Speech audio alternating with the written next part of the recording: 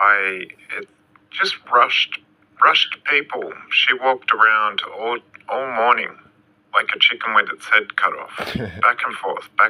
Like if you come out of the bedroom or your bedroom and re-enter it, what, 30 times? That's you've already lost the battle. You've lost the war, whatever the correct symmetry of words would be, but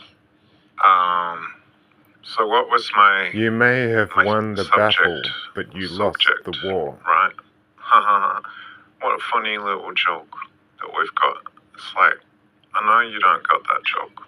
I know you get it, but I know I've got nothing to do with it. It's like, yeah, I know. I didn't say you did. That's why I've taken like an extra 5 minutes just or whatever to get that across. But basically, I remembered this morning when one of your little alt accounts, I assume, and please don't ever, I mean, you know, I can't expect him to remember